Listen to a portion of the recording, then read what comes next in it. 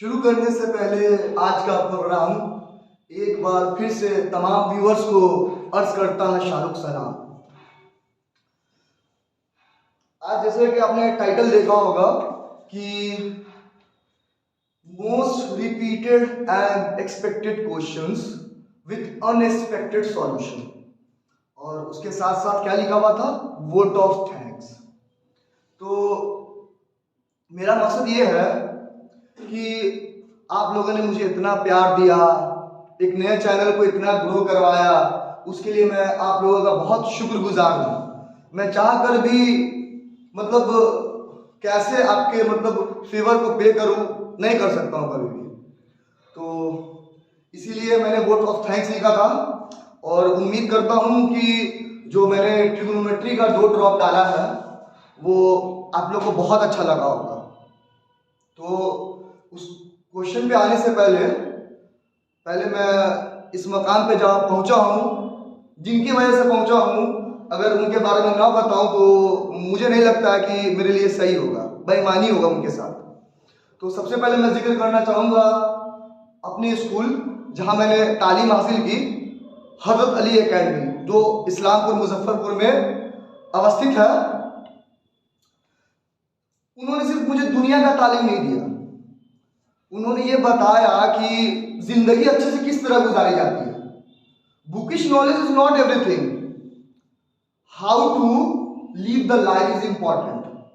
किस तरह लोगों का इज्जत करना है, कैसे माँ बाप के साथ पेश आना है। कहते हैं ना कि इज्जत देने के लिए इज्जत अगर आप चाहते हैं कि आपको मिले तो उसके लिए आपको पहले इज्जत करना पड़ता है। बिना आप किसी को इज्जत दिए आप कभी भी इज्जत नहीं कमा सकते हैं। एक इंग्लिश का प्रोवर्ब है, if you want to take respect you should first have to give respect. तो मैं उस स्कूल का बहुत शुक्रगुजार हूँ। और उसके बाद जब मैं 10th में था तो मुझे याद है कि 3 महीना बचा हुआ था सिर्फ, और मुझे एक टीचर मिल गए, और मेरे ही करीबी इस्लामपुर के मोहम्मद इंजमान सलाम, उनका उर्फ नाम नदीम हुआ, उन्होंने मुझे इतना अच्छा से मैथ्स पढ़ाया, मैं बता नहीं सकता हूँ। आज मैं जो भी हूँ उन्हीं के बदौलत हूँ, और उन्होंने ही मुझे रास्ता दिखाया कि तुमको आगे करना क्या है और तुम्हें किस टीचर से पढ़ना है। और जब मैं इंटर में गया तो मैं मुजफ्फरपुर के उस समय बहुत मशहूर टीचर थे प्रोफेसर जानकी नंदन शर्मा, मैं उन्हीं से पढ़ा। उनके तरह तो मैं आज तक टीचर किसी से नहीं मिल पाया हूँ, उस तरह का टीचर इतना डेडिकेटेड मैंने आज तक नहीं देखा है। यहाँ तक वो पहले फीस ही नहीं लेते थे, वो 3 महीना तक वो बिना फीस ही के पढ़ाते थे। और मैंने फिजिक्स हसनात हसन सर से पढ़ा और केमिस्ट्री BNT सर से पढ़ा। उसके बाद आफ्टर कंप्लीटेशन ऑफ इंटर अब मैं पता नहीं चल रहा था कि कहाँ जाना है कहाँ नहीं जाना है, तो एक बार मैं चटड़ी सर गया, कॉमर्स क्लास में पढ़ने चला गया, मुझे कॉमर्स अच्छा लगने लगा। तो फिर उसके बाद से कुछ ऐसी सिचुएशन आई कि फिर हम गोस्वामी सर के यहाँ चले गए। वो मेरे लिए लाइफ चेंजिंग था, गेम चेंजर था, बता नहीं सकते। उनका डेडिकेशन मेरे लिए हम बता नहीं सकते। वहाँ आज तक हमसे फीस के लिए बोले तक नहीं, हम फीस दे ना दे उनको कोई मतलब ही नहीं था। और उन्होंने ये बताया कि 1 घंटा 1.5 घंटा पढ़ने से नहीं होता है, बेस्ट अप्रोच 10 मिनट पढ़ लो, बस दिल से पढ़ लो तो वही काफी है तुम्हारे लिए। तो फिर उसके बाद से मेरा ग्रेजुएशन PG सब हुआ, सब कुछ अच्छे से चल रहा था। फिर अचानक कुछ ऐसी सिचुएशन आई कि मेरी तबीयत खराब हो गई। तो फिर मैं 2 साल के लिए थोड़ा डिप्रेशन में चला गया था। उस समय मेरे परिवार ने मुझे बहुत सपोर्ट किया, बहुत। और खास तौर से एक डॉक्टर जिनका मैं नाम लेना चाहूँगा, जो मुजफ्फरपुर शहर के सबसे मशहूर डॉक्टर हैं, डॉक्टर आरोही कुमार। उन्होंने ही, मेरे जो जीजा जी थे, बहनों ही थे, उन्होंने ही सब सजेस्ट किया कि इसको तुरंत एक डॉक्टर का नाम लिख के देता हूँ जो पारस में रहते हैं, उनसे इनको मिलवाइए। और पारस में एक डॉक्टर है मनीष कुमार, उनसे मेरा इलाज चला और मैं बहुत अच्छा फील कर रहा हूँ, बहुत। अब मैं लगभग 6 महीने से दवाई भी नहीं कुछ खाता हूँ। तो ये सब उन लोगों का एहसान है, और मैं आज आप लोग को पढ़ा रहा हूँ। उसके पीछे सबसे पहले मेरे पिताजी का हाथ है। मेरा लगभग 26 साल 27 साल उम्र हो गया है, लेकिन मैं कमाता नहीं था। एक कहते हैं ना, निगेटिव रीइंफोर्समेंट देना बहुत जरूरी होता है। तो एक बार उन्होंने मुझे बोला कि तुम जिंदगी में, उन्होंने बोले हमसे कि तुम जिंदगी में कुछ नहीं कर सकता। तो वो बात मेरे दिल पे लग गई। अब हम सोच रहे हैं कि हमको कुछ करके दिखाना है इनको, लेकिन वो ऐसा थोड़ा ना चाहते हैं कि इसका सही में जिंदगी में कुछ ना। वो जानबूझकर बल दिए थे कि इसको आग लगाना जरूरी है। तो उस वजह से मैं ये सब कर रहा हूँ। और माँ का जिक्र कैसे नहीं कर सकता, वो अनबिलीवेबल है। गॉड के बाद, भगवान के बाद किसी का दर्जा आता है तो वो माँ ही का आता है। तो वो तो हर समय मेरे लिए डेडिकेटेड रहती है। और दो तरह का प्यार होता है, एक कंडीशनल और एक अनकंडीशनल लव। कंडीशनल में क्या होता है, लोग आपको बार बार इजहार करेंगे, जताएंगे कि हम तुमसे प्यार करते, लेकिन वो सही नहीं है। वो रियल लव हो ही नहीं सकता है। Unconditional love is real love.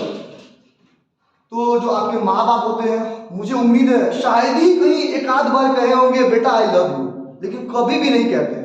क्योंकि लव क्या एक फीलिंग है, एक एहसास है जो बताने का जरूरत नहीं होता है। वो उनके बिहेवियर पे, उनका टेक केयरिंग देख के आपके प्रति आपको एहसास हो जाएगा कि वाकई में वो आपसे बहुत प्यार करते हैं। तो इसी पे एक शेर है कि नुमाइश करने से नहीं बढ़ जाता इश्क, नुमाइश करने से नहीं बढ़ जाता इश्क, असल इश्क वही करते हैं जो कभी इजहार नहीं करते। और आपको यह बताना चाहूंगा कि इस दोनों के बीच में डिफ्रेंशिएट करना सीखिए और कभी भी किसी के लिए जान नहीं दीजिए। जान ही दे दीजिएगा तो होगा क्या, कुछ नहीं होगा। और आपका चाहने वाला जो है वो कभी सोचेगा क्या कि ये सुसाइड कर ले हमको खुशी मिलेगा, कभी भी नहीं। आजकल के लव में क्या होता है, ब्रेकअप हो जाता है, लोग सुसाइड कर लेता है। अरे आप थोड़ा अपना कॉमन सेंस का इस्तेमाल कीजिए। जो आपसे प्यार करेगा वो आपको कभी छोड़ के जा सकता है क्या? कभी भी नहीं, कभी भी नहीं, नहीं जा सकता है। तो जो छोड़ के चला गया आपको, वो आपका था ही नहीं, तो सुसाइड किस लिए करना? नहीं करना चाहिए सुसाइड। और कहते हैं ना कि हम फिक्र उनकी क्यों करें जो मेरा था ही नहीं। माँ बाप का तो सोचिए, जो आप हमेशा आपके लिए अनकंडीशनल लव करते रहे, उनका क्या होगा? और अगर वो जो छोड़ के गया है या गई है, अगर वो आपसे प्यार करता तो क्या आपको छोड़ के जाता क्या? कभी भी नहीं, कभी भी नहीं, नहीं जा सकता है। यहाँ पे मुझे एक गालिब का शेर का जिक्र करना होगा कि एक गालिब ने बहुत जबरदस्त शेर कहा है इस पे, इश्क पे जोर नहीं, इश्क वो आतिश गालिब, इश्क पे जोर नहीं, इश्क वो आतिश गालिब, जो लगाए ना लगे और बुझाए ना बुझे। तो जब इश्क हो गया किसी से तो बुझ कैसे सकता है? नहीं बुझ सकता। वो आपको छोड़ के जा ही नहीं सकता। अगर छोड़ के चला गया तो वो इश्क नहीं है, वो अट्रैक्शन हो सकता है कुछ समय के लिए। और फिर जान ही क्यों देना? जान उसके लिए देना है जो सोचना है कि मेरे न रहने के बाद इनका क्या होगा, ये भी सोचना है जान देने के लिए। और हम जान काहे किसी के लिए दे? सोचना चाहिए। एकदम फालतू वाला काम सुसाइड करना, ये कोई काम होता है क्या? Suicide is not a solution. इस पे मैंने वीडियो डाला हुआ है, आप देख लीजिए। जरा सा भी ख्याल आना चाहिए कि माँ का क्या होगा जो बिना किसी, जब आपको कुछ करने नहीं आता था, चलने नहीं आता था, वो आपको एक प्यार से अपना पूरा सेक्रीफाइस करके, अपना खुशी छोड़ के आपके पीछे भागी। और आप उनका ख्याल कैसे नहीं कर सकते हैं? इस कदम उठाने से पहले सोचना चाहिए ये सब बात। और याद ये भी बात में ख्याल आना चाहिए कि आपके न रहने के बाद उन लोगों का क्या होगा जो आपसे रियली में मोहब्बत करते हैं, अनकंडीशनल लव है। एक एग्जांपल देना चाहूंगा।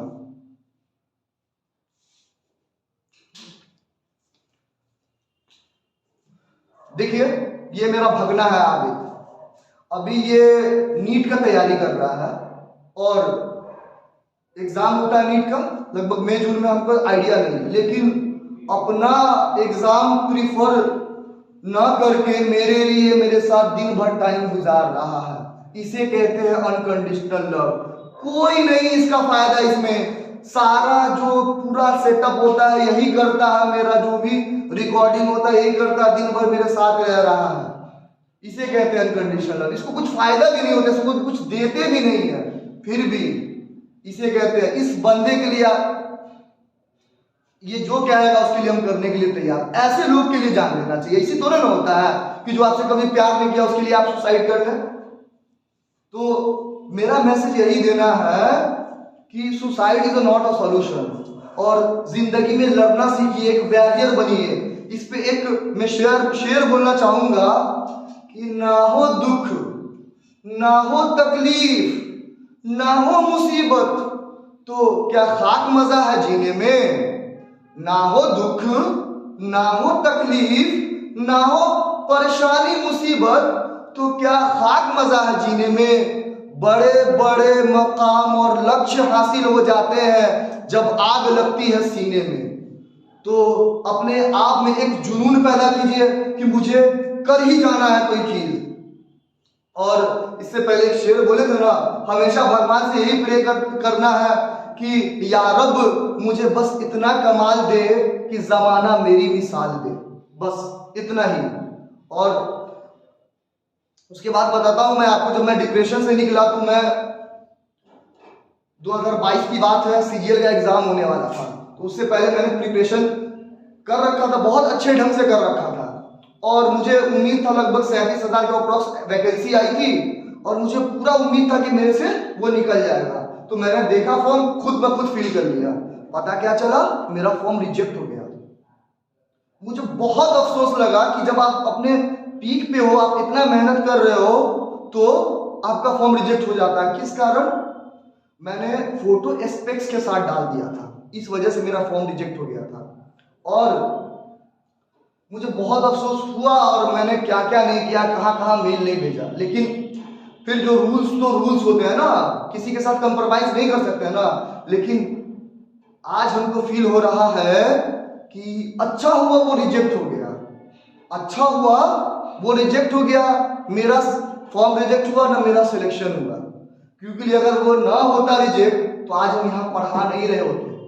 तो इसलिए कहते हैं कि भगवान वही करते हैं, अल्लाह ताला वही करते हैं जो आपके लिए बेहतर होता है, न कि जो आपको अच्छा लगता है। इसका एहसास आपको बाद में होगा कि अच्छा हुआ कि वो चीज मेरे साथ नहीं हुआ। तो यही बात मेरा कहने का मकसद है कि पेशेंस, सब्र रखिए, सिचुएशन पे लड़ना सीखिए। सिचुएशन से हारना इज नॉट अ सॉल्यूशन। कहते हैं ना कि गिरते हैं शहसवार ही मैदान जंग में, गिरते हैं शहसवार ही मैदान जंग में, वो तिफल क्या गिरे जो घुटनों के बल चले। और उसके बाद से मैं एक मैम का जिक्र करना चाहूंगा जो मेरे लिए लाइफ चेंजर है। वो, उनका नाम है नूतन मैम, और वो बता नहीं सकते हैं उनका डेडिकेशन और क्या एक ईमानदारी होता है। अगर हर टीचर उनके तरह पढ़ाने लगे तो मुझे उम्मीद है कि जो हमारा क्वालिटी ऑफ एजुकेशन इतना खराब है वो सुधरने में समय नहीं लगेगा। बहुत अच्छा पढ़ाती है, मुझे तो नहीं लगता कि उनकी तरह कोई जीएस पढ़ा भी सकता है। हर एक तरह को कोरिलेट करके पढ़ाती है, एकदम कोरिलेट करके, एकदम सिस्टमेटिक वे में, एकदम आसान भाषा में। और आपको बताना चाहूंगा कि एनी टाइम डेडिकेटेड, उनका एक हैबिट बताना चाहूंगा कि अगर वो अपने क्लास टाइम में 10 मिनट लेट आ जाए तो क्लास का टाइम ओवर हो चुका है, लेकिन फिर भी वो 10 मिनट क्या, वो 20 मिनट एक्स्ट्रा पढ़ाएगी कि जाएंगी। और यहां तक कि जब क्लास में कोई याद करके नहीं आता है तो सबको बाहर निकाल देती है। तो इसका मतलब वो ऐसा नहीं है कि वो चुप बैठी हुई, वो बोर्ड पे कुछ ना कुछ लेके लिखती रहती है और बोलती रहती है। इसे कहते हैं ईमानदारी। और ईमानदारी से ही आपके अंदर वो टीचर का जो असल क्वालिटी होगा वो आएगा कि आप बच्चा को देखते ही पहचान जाइएगा कि ये लड़का बना के आया है कि नहीं बना के आया, इससे क्या सवाल पूछेंगे जो ये फंस जाएगा, इसको क्या नहीं याद होगा। ये एक सिर्फ ईमानदार और क्वालिटी टीचर में आता है। हम बता रहे हैं कि हम जितना भी जीएस सीखे हैं सब उन्हीं से सीखे हैं, लेकिन आज भी अगर वो हमसे कुछ सवाल पूछ दे तो मेरा मेरा मुंह बंद हो जाता है। लेकिन उनको पता कैसे चलता, हमको आज तक नहीं समझ में आया कि शाहरुख से क्या पूछेंगे जो इसको याद नहीं होगा। और आपको एक बात और बताना चाहूंगा और एक और आदमी का जिक्र करना चाहूंगा।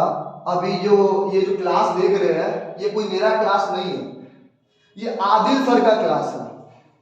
और उनके सेल्फनेस के बारे में ये बताना चाहता हूं कि वो इतने अच्छे इंसान है, हम बता नहीं सकते हैं। अब बताइए, जो अपना कोचिंग रन कर रहा होगा, क्या कभी उसको किसी दूसरे में शूट करने देगा, पढ़ाने देगा? और वो भी बिना किसी टर्म एंड कंडीशन, और वो भी बिना पैसा के। हम एक बार पूछे कि सर आपका जगह हमको कुछ देर के लिए इस्तेमाल करना है, क्या चार्ज लीजिएगा सर? तो वो क्या बोल रहे हैं, अरे यार क्या तुम बात बोल कर हमको छोटा कर रहे हो, आओ पढ़ाओ, तुम्हारा अपना कोचिंग है, जब तुमको चाहिए। अब पैसा का बात नहीं कर रहा मेरे सामने, अपना समझते हो तो पढ़ाओ, हम तुमसे कोई पैसा लेने वाले नहीं हैं। इसी को कहते हैं सेल्फलेसनेस। ऐसे पर्सन का लोग इज्जत करना, कहते हैं ना कि रिस्पेक्ट जो है वो मांगा नहीं जाता है, वो अर्न किया जाता है, अर्न। तो जो लोग रिस्पेक्ट के लायक है उनको रिस्पेक्ट देना चाहिए, और जो लोग इज्जत मांग रहा है तो वो रिस्पेक्ट के लायक नहीं है। इज्जत मांगा नहीं जाता है, वो खुद ब खुद लोग आपको देता है, आपके क्वालिटी पे, आपके एटीट्यूड पे, आपके बिहेवियर पे। और मैं तमाम उन लोगों का शुक्रिया अदा करना चाहूंगा जिनसे मैंने एक वर्ड भी सीखा है, जिन्होंने मुझे कुछ भी सिखाया है, मैं उनका भी शुक्रिया अदा करना चाहूंगा। और अपने दोस्तों, अपने रिश्तेदारों, अपने खानदान वालों को, तमाम लोगों को शुक्रिया अदा करना चाहूंगा। आप तमाम व्यूअर्स का शुक्रिया अदा करना चाहूंगा। लेकिन कुछ खास लोग हैं जो शहर के हैं और उनका जिक्र करना जरूरी है। और लोग जब यूथ होते हैं तो क्या सोचते हैं कि अपने उम्र के लोगों के साथ टाइम स्पेंड करें। लेकिन आपको एक हम बहुत बड़ा सीख देने जा रहे हैं यहाँ पे कि अपने उम्र के लोग के साथ रहिए, उसके लिए हम मना नहीं कर रहे हैं। लेकिन कुछ जो आपसे सीनियर्स है, जो बड़े हैं, उन लोगों के साथ भी कुछ देर बिताया कीजिए, बहुत कुछ सीखने को मिलेगा। जैसे मैं अपने बारे में खुद बता रहा हूँ, जब मैं खुद छोटा ही था तो मेरा घर डॉक्टर एजाजी मार्ग के तिलक मैदान में है, तो उसी में एक हाउस है, एजाजी हाउस। और मेरे पिता का, मेरे फादर का उस घर से बहुत गहरा रिश्ता है। कहते हैं ना कि एक रिश्ता जिसको बयान नहीं कर सकते हैं, कि एक इन पे हम शेर बोलना चाहते हैं कि चुप चुप रहते हैं सरेआम नहीं होते, चुप चुप रहते हैं सरेआम नहीं होते, कुछ एहसास के रिश्ते होते हैं जिनके नाम नहीं होते। तो ऐसा वाला रिश्ता था। तो शाम के वक्त हमको वहाँ मेरे अंकल थे, पापा के दोस्त थे, असगर हुसैन एजाजी मरहूम, अल्लाह उनको जन्नत दे, और मकबूल अहमद एजाजी, अल्लाह उन्हें भी जन्नत में आला से आला मकाम दे। तो इन लोग के साथ हमको बैठवाते थे, बैठो सीखो, यहाँ रहोगे, आपस में बात होगा तो बहुत कुछ सीखने को मिलेगा। और मैं अपने भाईजान रिजवान अहमद एजाजी का भी जिक्र करना चाहूँगा कि मेरे अंदर जो क्वालिटी है बोलने का, स्पीकिंग का, सारा कुछ मैंने इन्हीं जो लोगों से सीखा है। यही सब लोग मेरे इर्द गिर्द रहे हैं, इन्हीं से इतने अच्छे अच्छे ख्यालात और इतने अच्छे जो विचार जो आपको सुनने को मिल रहे हैं, इन्हीं बड़े लोगों के कारण मेरे अंदर आया है। और इनका मैं कैसे शुक्रिया अदा न करूं, और इनका एहसान तो मैं इनके लिए कुछ करके भी नहीं अदा कर सकता हूं। तो एक बात याद रखिएगा कि अगर आप किसी से कुछ सीख रहे हैं तो हमेशा उन्हें याद कीजिएगा, उनका एहसान मानिएगा, क्योंकि कहते हैं ना कि बिना हवा के तिनका नहीं उड़ सकता है, एकदम नहीं उड़ेगा, बिना हवा चलाए हुए कुछ गर्दा भी नहीं उड़ेगा। तो यही मैं अपील करना चाहूंगा कि जिससे आप अगर एक वर्ड भी सीख रहे हैं, चाहे आपका दोस्त हो, चाहे टीचर हो, या कोई भी हो, उसका आप इज्जत कीजिए। अगर आप जिस दिन इज्जत करना सीख गए तो आपको फिर इज्जत मिलने लगेगा, खुद ब खुद ऑटोमेटिक इज्जत कमाइएगा। तो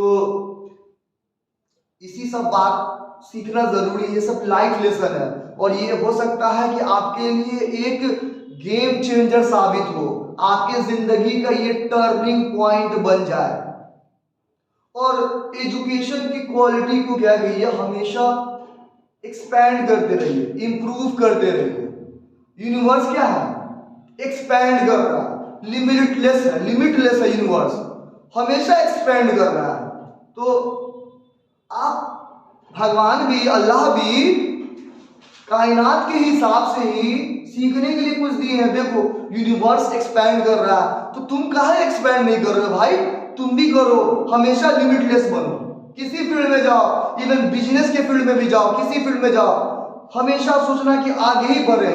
अभी हम ऊंचाई कहाँ छुए हैं, जिस दिन सोच लिए कि हम पीक पे पहुंच गए तो फिर गिरना तय है, क्योंकि हर बुलंदी के बाद पस्ती ही आता है, और हर ऊंचाई के बाद फिर आपको नीचे ही आना पड़ता है। तो कभी भी मत सोचिएगा जिंदगी में कि हम अपने पीक पे हैं, हम खूब ऊंचा पहुंच गए, तो फिर उस दिन से आपका गिरना शुरू है, तय है कि आप नीचे ही गिरिएगा। और आपको एक बात और बोलना चाहूंगा कि